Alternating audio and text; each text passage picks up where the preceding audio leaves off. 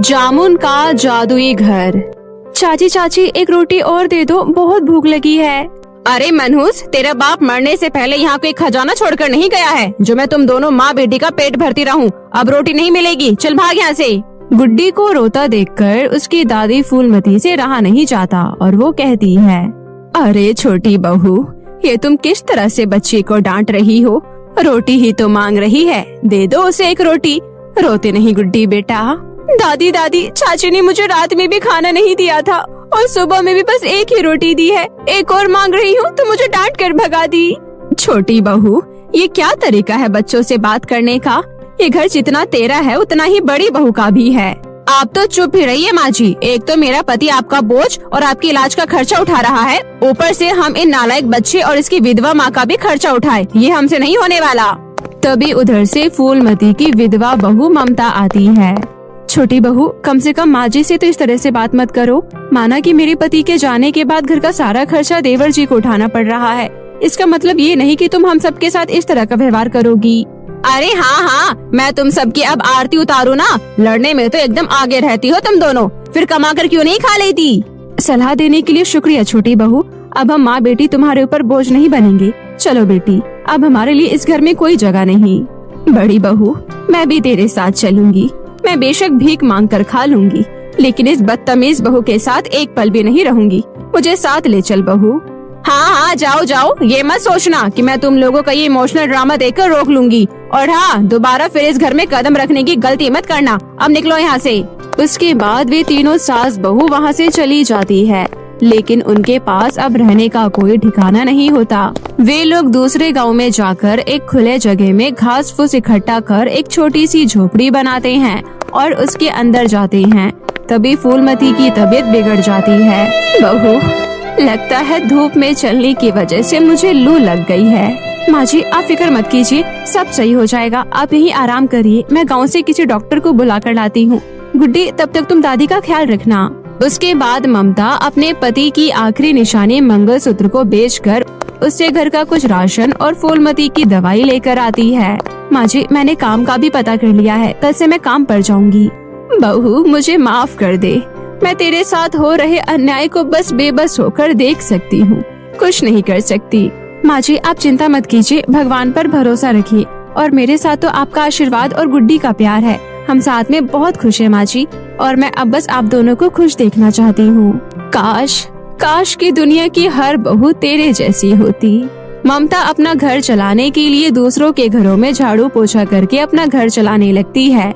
इस बार तो मालकिन ने पगार देने में काफी देर कर दी।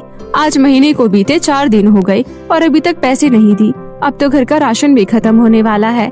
अरे, इतने दाल चावल में तो सिर्फ आज का खाना बन पाएगा। ममता खाना बनाकर गुड्डी और अपनी सास को खाना देती है। अरे ममता बहू, आज तो हमारे साथ खाना क्यों नहीं खा रही है? माँ जी, मुझे भी भूख नहीं लगी है, आप दोनों खा लीजिए, मैं बाद में खा लूंगी। सबके खाने के बाद जब खाना बचता है तब ममता उसे अपनी थाली में निकालकर खाने बैठती है। अब तो भूख बर्दाश्त नहीं हो रही है, जल्दी से अब खाना खा लेती हूँ। ममता जैसे ही पहला निवाला उठाती है तभी उसे बाहर से एक आवाज आती है। अरे, कोई है? कोई इस भूखी बुढ़िया को खाना खिला दो, मैंने 2 दिनों से कुछ नहीं खाया है। अरे, अच्छा हुआ जो मैंने अभी इस खाने को जूठा नहीं किया। आइए आइए दादी माँ, अंदर आइए। और फिर ममता उन्हें बैठाकर बड़े ही प्यार से अपना खाना उन्हें खिला देती है। खाना खाने के बाद वो बूढ़ी माँ खुश होते हुए कहती है, भगवान तुम्हारा भला करे बेटी, इस भूखी बूढ़ी को खाना खिलाकर तुमने बहुत पुण्य का काम किया है। मेरे पास तो तुम्हें देने के लिए कुछ नहीं है, लेकिन ये कुछ जामुन के बीज है, इसे तुम अपने आंगन में लगा देना। इसका पेड़ तुम्हारे जीवन के सभी कष्टों को दूर कर देगा। उसके बाद ममता उस बीज को लेकर अपने आंगन में बो देती है।